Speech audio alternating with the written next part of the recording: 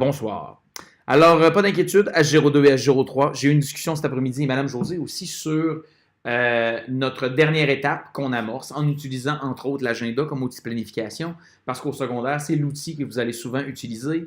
On a aussi dit à H01 que parce qu'on les aimait, parce qu'on les respectait autant que vous, on vous aime, on vous respecte, on serait intraitable, voire relativement détestable sur nos exigences quant au travail qu'on demande à la maison.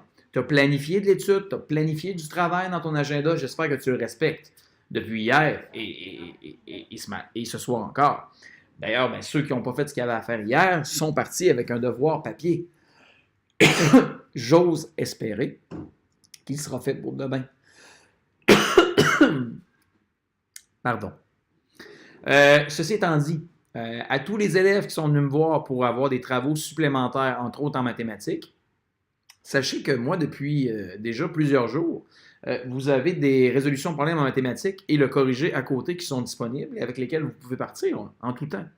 Donc, ceux qui trouvent qu'ils n'en font pas assez, qui désireraient en faire plus, sachez qu'à tout le moins en mathématiques, pour l'instant, j'ai plein de choses qui sont disponibles depuis déjà un bon moment avec le corrigé pour que tu puisses le faire à la maison et te faire aider par tes parents. Parenthèse. En français, j'ai aussi des trucs qui s'en viennent.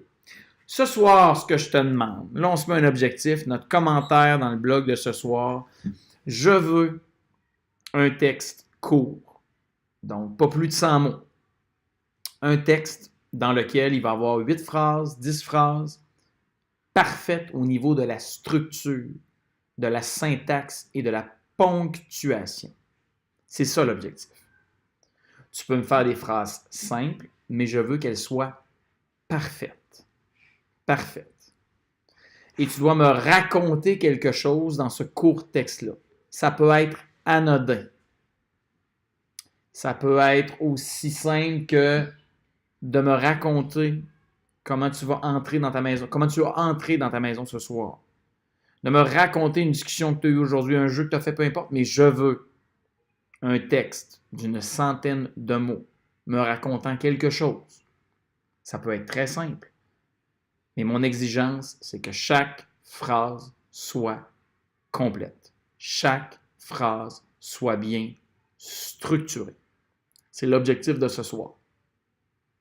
Demain matin, c'est sûr que moi, le soir et le matin, je lis toujours vos commentaires sur le blog. On n'a pas toujours le temps d'en parler, mais je les lis toujours. Demain matin, je m'arrête et je vérifie, est-ce que ces phrases-là sont complètes? Est-ce qu'elles sont bien structurées?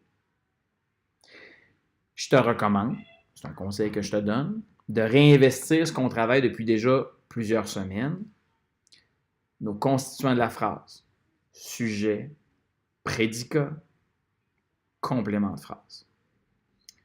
Demain, on se retrouve, très hâte de te voir, et demain soir, je peux déjà dire que la capsule qu'on aura à faire, tu auras probablement besoin d'un rapporteur d'angle, d'une règle, de crayon de plomb, d'efface et de feuilles à la maison. Parce que demain, je te réenseigne quelque chose que tu dois connaître déjà, mais tu vas avoir une petite trace papier à me faire. Donc, tu peux déjà l'écrire dans ton agenda. Et oui, papa, maman, nous sommes tellement bien organisés, structurés en 6e année. Beaucoup d'élèves. Probablement le vôtre. Ben, mon élève, votre enfant, je veux dire. Bonsoir.